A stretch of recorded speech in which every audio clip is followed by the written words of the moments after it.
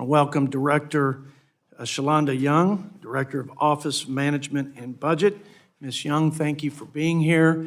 I've enjoyed working with you. You are one of the most likable people on Capitol Hill and in my experience in politics, and kudos to you. So as I've said before, I like you a lot, but I don't like the president's budget, and I'm going to outline that with respect, but probably some sharp criticism. So, but I appreciate your service to our country as a former staff person here on Capitol Hill, and now as in this very important job as the director of OMB. So welcome back to Capitol Hill, and thank you for your time this morning. I'm going to yield such time as I may consume for an opening statement. You just thought that was my opening statement. But so I'm not going to read my statement. I just want to talk to you. I want to talk to my colleagues. I want to talk to the American people. The president says, and I wholeheartedly agree with him, that budgets are more than just numbers on a ledger. They are a statement of values. They are a vision for this country. They are a set of policies. And so when he says, show me your budget, I'll show you your values, I agree. I just say it a little differently. Show me your budget, and I'll show you your beliefs. And I'm not going to question his motives or your motives about your beliefs and your values and the policies outlined in the budget. I'm simply going to say that there's not a clearer or starker contrast between the president's beliefs and the beliefs of at least the folks, Republicans, who serve with me on the Budget Committee. And so what the beliefs I'm talking about are the beliefs in the role of government in the lives of its citizens, the role of government in solving the problems of our country, beliefs in where we are, the conditions we're living in, and the cause and effect of the policies of this president over the last few years. And beliefs, quite frankly, in what the president thinks the American people think about the last 3 years and the policies and the outcomes and the current conditions that people are living with. The better way to say that is, if the president's going to double down on the last 3 years, I got to give him credit, and I mean this with all respect. He puts it on paper, and he continues to stay committed to his beliefs on the policies that he has advanced over the last 3 years. Now, I would say it's disconnected from the American people and their reality and their needs and their desire for a different direction. I think it's disconnected from the pain that they're feeling, especially when it comes to their pocketbook and the record inflation, the interest, the payments on their home, the payments on their car, the payments on the, we've got more consumer debt than we've ever had. We've got more credit card debt than we've ever had. People are taking more money out of their 401k than they ever have. I mean, it's a crisis. I know we all have a view of what's a crisis, and I hear a lot about the climate crisis from my Democrat colleagues. The folks in West Texas, and I grant you, I don't travel as much around the country as I do my own district. But my folks would say that the biggest crisis right now is the safety and security of their families because of the policies at the border and the flow of crime and criminals and drugs that threaten their neighborhoods, their families, and their friends and their fellow citizens. And they would say their pocketbook and the cost of living, the groceries, the gas, their quality of lives.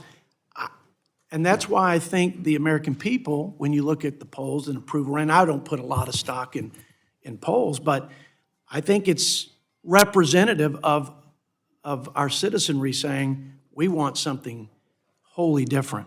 So here's some things I've taken away from the beliefs. This budget suggests that the president and those who support the president believe that we should expand entitlements when we haven't even paid for the two most important, in my opinion, Social Security, Medicare. They're going to be insolvent, but we're creating more. We have more people trapped, in my opinion, on dependency in the government than we've ever had because we don't have real consideration for work-capable people going back to work who receive assistance. And so we expand Medicaid, for example. I say we, the president, without consideration for the kind of work requirements that he supported when he was senator. There's an expansion of Obamacare subsidies to people that are making $400,000, $500,000, even $600,000 because you all repeal basically the eligibility. And the studies showed during the IRA or during the temporary expansion of Obamacare that more than half the people on there were above the 400% poverty level. So you suggest, and the president suggests in the budget, that he's going to use somehow the IRA drug price control savings, which was $100 billion last time, it'd be expanded to $200 billion in savings, that you're going to use that somehow to shore up Medicare. Listen, we ought to work together to shore up Medicare, no question. And kudos, I guess, to the president for at least outlining a way to do that. He grabs for a tax hike of about $750 billion and then this savings from the drug price control. I disagree with that strategy and that policy, but nevertheless, that's what's articulated. But here's my question. Why should we believe the president's going to use those savings when the last time through the IRA, there were savings in Medicare that were used to subsidize green energy tax giveaways? It didn't go back into Medicare and shore it up. So you're saying things in this budget that in practice haven't been followed. Let me be clear. There are things that Republicans have said that we haven't followed up on. And we got a piece of paper that's very different in terms of our beliefs. I guess you could go back to the biblical admonition, show me the fruit of your works. Faith is dead and belief is dead without works. And let me tell you, there's as much deficiency on following through with our balanced budget as some of the criticisms I'm levying on you and the president. You understand? I'm trying to be an equal opportunity a criticizer. Now, our budget's different. We don't leave 16 trillion or 17 trillion or 18 trillion in debt. We take that off over the next 10 years to balance.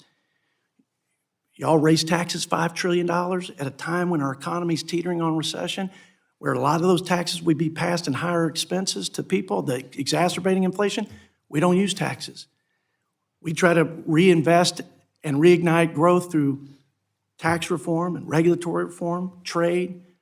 So there are two different worlds, two different belief systems. And what I think I would summarize to say in closing is my Democrat colleagues and this president believe in more government, in more spending, and more taxing as the answers to the problems that our country faces.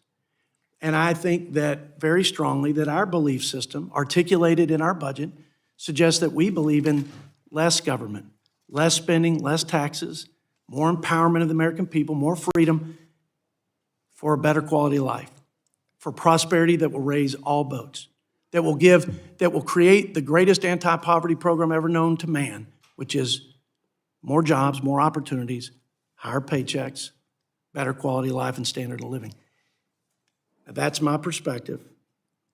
I think those two worldviews, those two belief systems are as clear to the American people as you can get. And like I said, I respect that the president he's staying, not just staying with the horse that he's been riding on, he is galloping at a pace that we haven't seen yet, which I think will end in even greater disaster than what we've been experiencing.